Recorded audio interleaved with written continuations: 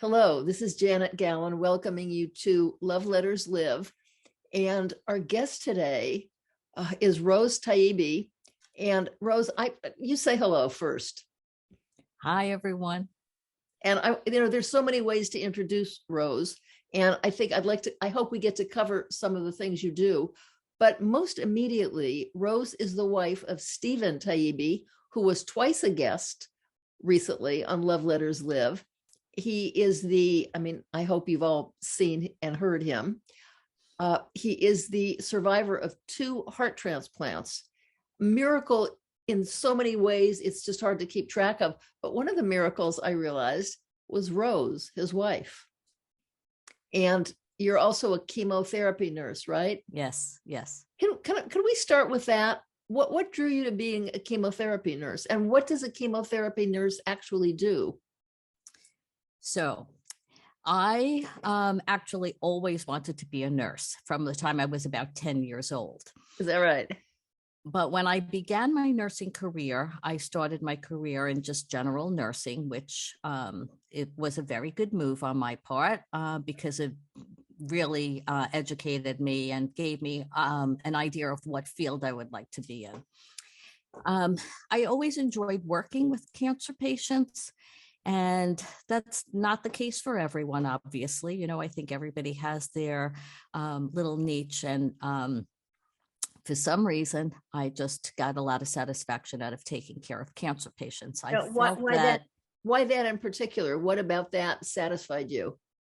Well, it seemed to me that the cancer patients were the sickest patients. Now, I'm going back a long time, so Sure. Things were very different back then.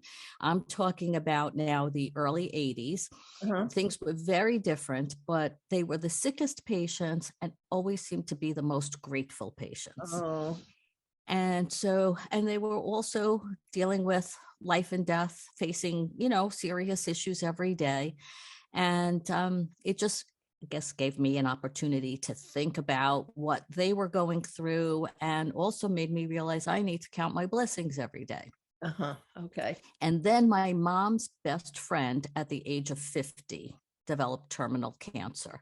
Oh. And I had the opportunity to go with her for some of her chemo treatments. And I said to my mom, right in the beginning, this is something I want to do one day. Oh, good for you. Now, go ahead. No, and then I just, it was always on my mind. And about 2 years after that, I went into oncology. What do you think? I mean, I have my own feelings about this because I think most of us have dealt with nurses either in doctor's offices or hospitals. And I've always had, not the feeling, but the conviction that it is the nurses who keep you going. Well, I'm going to agree with you on that. So what do you think makes a really good nurse? Many years ago, I heard the term or the phrase, no one cares how much you know until they know how much you care. Oh, good. So obviously you need to know a lot. You need to be educated. You need to be compassionate. There are a lot of qualities that go into being a good nurse, but as much as you need to be educated and you need to know about your field, you also need to remember that each patient is individual. Each patient has their own unique way of dealing with things. There's no right or wrong. And the oncology patients are often very vulnerable. They may be in pain, they're afraid. And so patience and compassion are, I think, really required and caring for them. Okay, thank you. I agree with that. I mean, my own experience with nurses has been limited, but very definite, very memorable. When did you meet Stephen? So and how did you meet Stephen? Okay, interesting. We were both older. We were in our 30s, our mid 30s, and we were both recently broken up from long-term relationships. Mm-hmm. And I was at the stage in my life where I said, I guess I'm not going to get married. And then Stephen, I think, was pretty much in that same position. But I had one day had a 35-year-old patient who I was very close to had died. And I was going to her wake that night. And I picked up a local newspaper called a Penny Saver, and they had personal ads in there. And just to keep my mind occupied while I was waiting to go to the wake, I was looking through the personal ads, and I put X's through every one except 2. This was in the days before, online dating. And so it was personal ads in the paper. And he had put an ad in. And like I said, I crossed out all but 2. I called 1. And that's how we did it then? Yes. There would be a phone number for you to actually call, or would you call the paper and they would hook you up? So you would call, I guess it was like some type of an answering service, and you would leave a message. And then he would get the message and call me back. So I called and left a message, and I was so beside myself that I had done that I never called a second number. Wait, what do you know? Wait. You were okay. This is just delicious. You were beside yourself in what way? With happiness or with nervous that you had done it, or what? No, I'm like, I can't believe I did that. What made me do that? Why did I do that? I don't know who this person is. I had just decided I was going to be okay if I never got married. Why am I looking to meet strangers? And so I kind of surprised myself that I even made the call. So I didn't make the second call because I said, I'm not going to do this. I'm not comfortable with it. I got home from the wake that night and my phone rang, and it was Stephen. And I started telling him that I had just come from a wake, and I thought, this is going to make a really good impression. How depressing am I? Anyway, he listened to me. And then he said, would you like to meet for coffee? Mm-hmm. And so we decided that we would. I thought that's not so intimidating. It's not like dinner or, we are not committed to several hours. Right. Yes. And we met, we started talking, and we saw each other every day after that. My goodness. So 7 months. I'm sorry, 7 months later, we got married. What drew you to him? And what was the first thing you learned about him? I mean, how soon did you learn about his whole medical journey? And okay, so all I could think of was when I met him, I thought, wow, he is really nice. And I was not expecting to be like, I met him, I agreed to meet for coffee, but I wasn't expecting anything to come from this. So I thought, wow, he's really nice. And he listened to me. He was very easy to talk to. And he actually was up front right away, and he told me on that first day that he had some medical issues, and because I was a nurse, I asked him a few extra questions. I don't think he was going to get into too much detail, but I asked a few extra questions. And so I pretty much knew right from the beginning that he had had some issues as a child, but it did not seem to be anything that was going to cause problems in the near future. So as time went on, things changed, but I didn't know that at the time. Well, now, were you already with him and married by the time he went for his first heart transplant? Yes, that was about 10 years, almost 10 years after we got married. Okay. Because I understand that had nothing to do with the condition he was born with. It was an infection. Yeah. So he had 2 open heart surgeries as a child, and which, of course, that by itself is very unusual. And then he developed what's called idiopathic cardiomyopathy, probably related to some type of infection that led to inflammation of the heart muscle. And what did you realize that called upon you to do by the time, he had needed? Okay, if I could back up, because sure, selfish little me, I get to learn things every day. I'm so grateful. What was the first sign that he was going to need a new heart? Okay, so he actually was gaining weight. That was the first thing that we noticed. And his weight was really like in his belly, and I was making fun of him. I was calling him Buddha belly. You need to go on a diet. And Mhm. um it was just weird because we didn't really feel like he was overeating, but he was gaining weight. Then he had Did you gone take for, that to mean retaining liquids, some kind of? yes, but we didn't realize at the time that it was retaining fluids because he didn't have, usually if you retain fluids, your ankles are Yeah, swollen, sure. but that didn't happen to him. His weight seemed to be around his middle. Uh-huh. And then one day he went for a walk with one of his friends in our neighborhood, a walk that he had done many times before, and he nearly collapsed. We had a lot of hills in the area where we were, and he couldn't make it up the hill to our house. And that was really the first So indication that did the something. neighbor come to get you? So, well, he ended up resting and waiting a while, and then slowly did get back up to the house. But the fact that he really didn't think he could do it was certainly scary for him. I wasn't home at the time.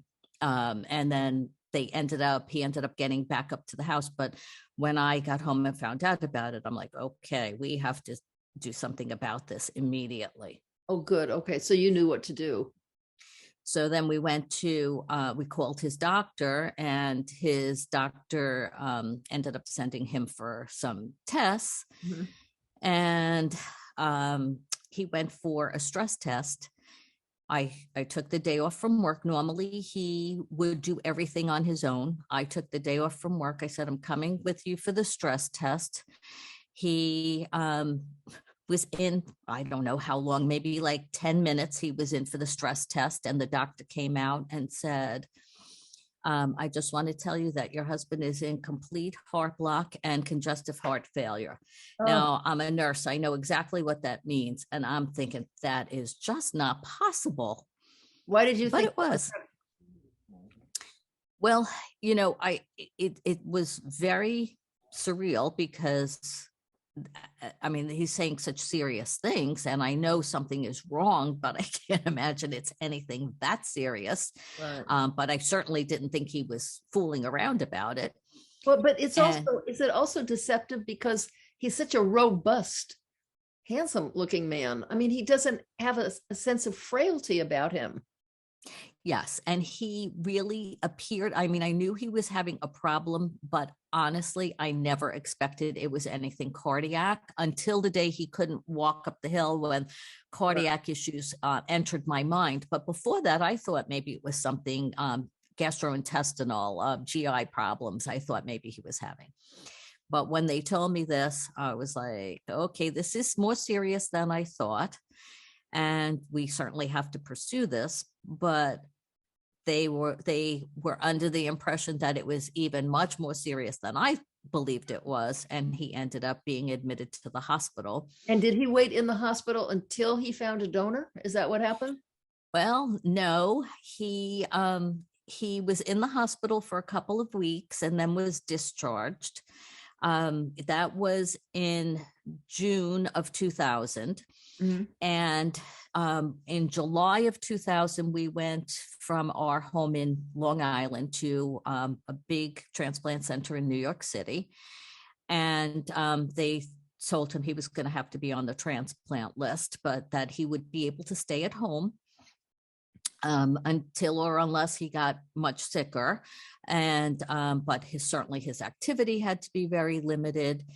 And at that point, he had been had a couple of episodes where he did need to go into the hospital. So he had gone into congestive heart failure again, and was treated for that, and then was sent home with intravenous medications around the clock.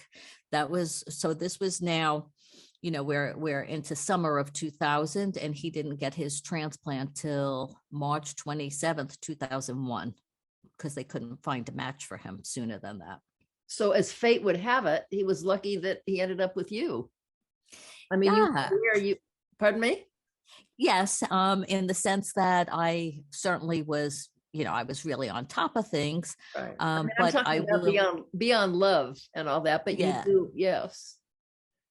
but he was always very independent. So I can't say that I was involved even in coordinating his medications. He took care of everything because he felt that he needed that control. And Okay. I understand that. So he was on intravenous medications at home. We had a visiting nurse coming to the house a couple of times a week, but he was very independent through the whole thing, I have to say. I would guess that would be helpful enough emotionally to give some extra strength. Yes. And, I was working at the time, and it was good that he was able to handle a lot of stuff on his own when I wasn't around. I was working full time. My job was about 45 minutes from our house. And I had a high pressure job. I was actually running a 15 doctor oncology practice at the time. I wasn't actively doing the chemotherapy. I was running the practice, and so it was more than an 8-hour day.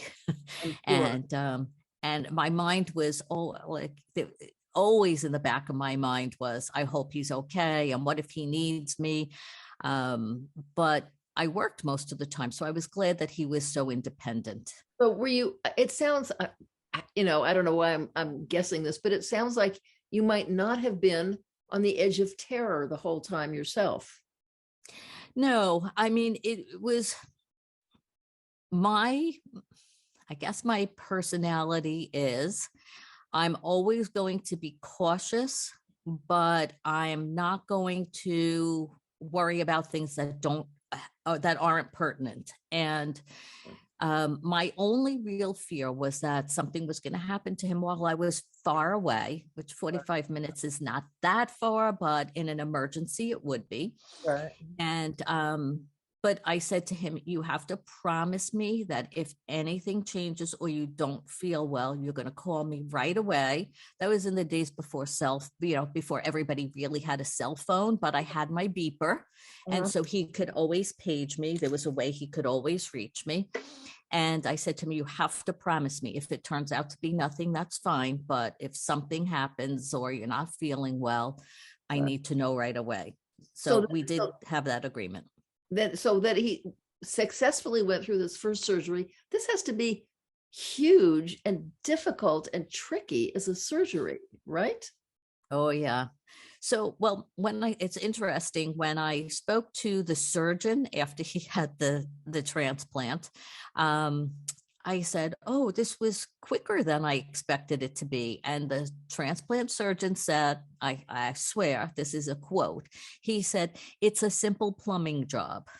Okay. So I thought, oh my goodness, simple for him, I guess. But and I'm glad that he thinks that way. And he did, and the surgeon did a phenomenal job, and Stephen did do very well. But it was a real learning experience for me because that's not an area I had ever had any exposure to. So what happened then? So he was okay for quite some time, and the when that heart failed and he needed another one, what did you think? So he had that heart for 15 years, and we actually had an indication a couple of years in, maybe about 3 years after the transplant. They had told us all along that he could reject, which with hearts, like if you have a kidney and you are going to have a problem, it's usually right up front. Uh-huh. With hearts, you can develop what's called transplant coronary artery disease, which is a form of chronic rejection. So over time, things can progress. So 3 years or so into the first transplant, we had an inkling that there was a potential for a problem. But you said he had that for 15 years.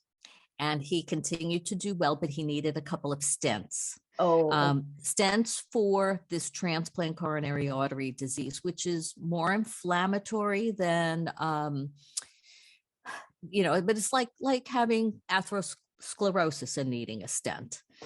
And so by the time he got to 15 years out, which we we're very grateful for and counted our blessings for. That's when he really could not survive any longer. He had too many vessels blocked and needed to have another transplant. So how unusual is that to find two donors for one person? I understand that it's even hard to find one donor that everything matches and there's not tissue problems. Yes. And actually, one of the reasons that he did reject was because with the first heart, there's a certain number of matches that they must have if they can't find 100% match.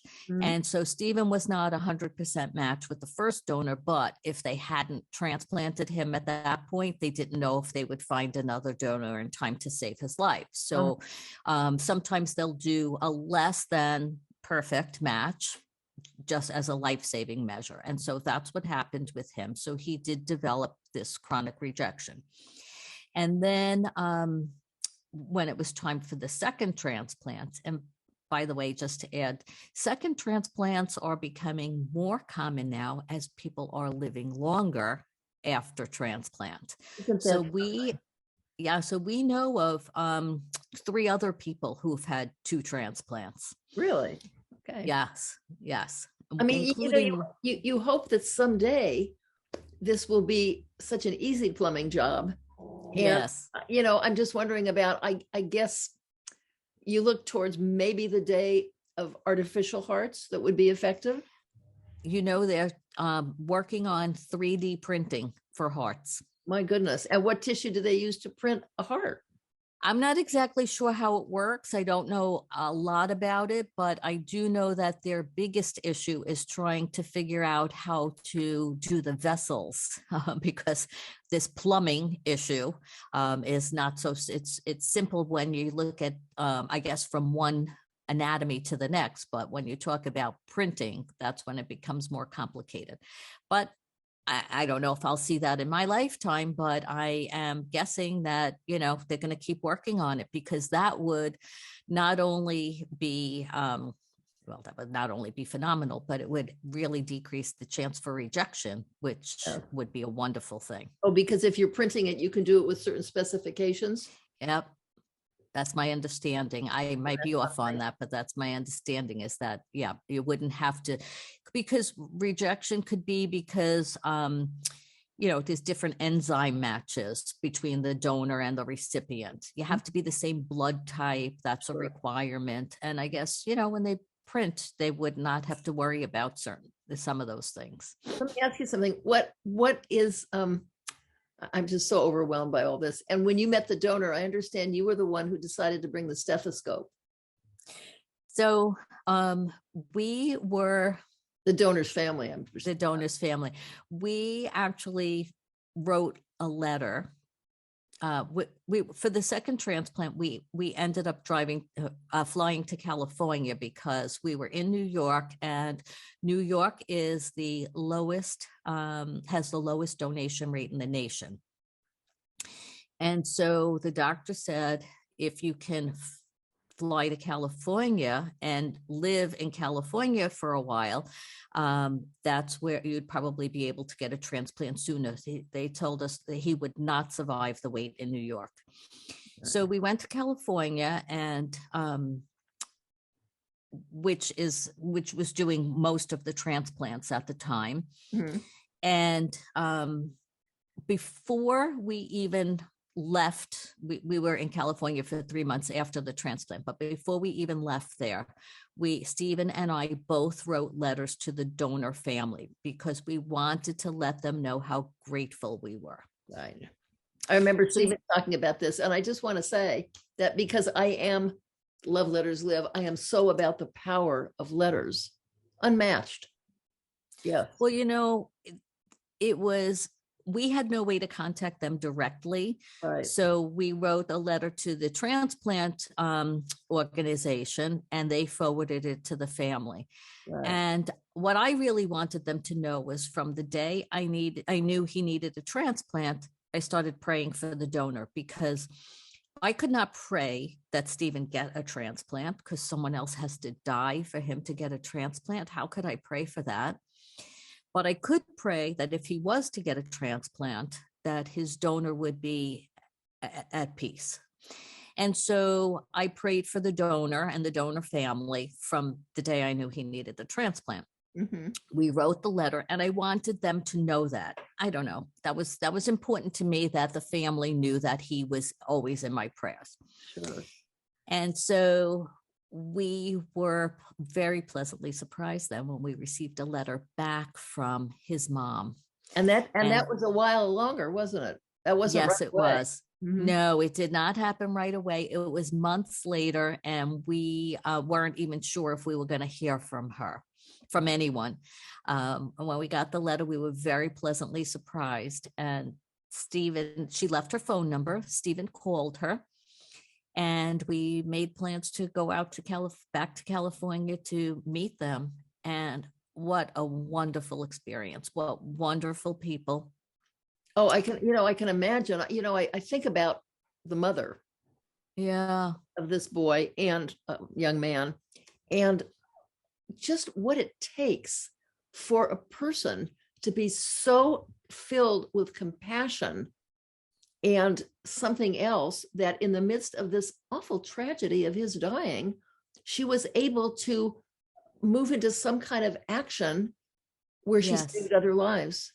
Yes. And we always say, there's no right or wrong. I think you have to do what you feel comfortable with. Of course, we're in a position where we do encourage organ donation. Right. But to actually be faced with having to make that decision at that critical moment, when you're just finished with your own grief, I mean, that is the mark of something special. Mm-hmm. She said that it gave her some, I guess, rationalization to say that if he had to die under these circumstances, he could at least be a hero for someone else. Okay, I was just going to wonder if that was the word. He could do something heroic by. Yeah. I want to thank you for doing this with me. Oh, my pleasure. I'm glad that we met, and there's so much to be said, and you're a remarkable human being. Well, I knew that from talking to you on the phone for 20 seconds. Thank you, dear. I hope our paths cross in other ways over life. And if you or Stephen ever have something else that you would like to share and talk about on Love Letters Live, you let me know. Oh, that's wonderful. And it is my pleasure. Thank you, dear. Thank you so much. Okay. Oh, thank you. I'm going to tell you goodbye for now. Okay. Bye. Take care. Bye-bye.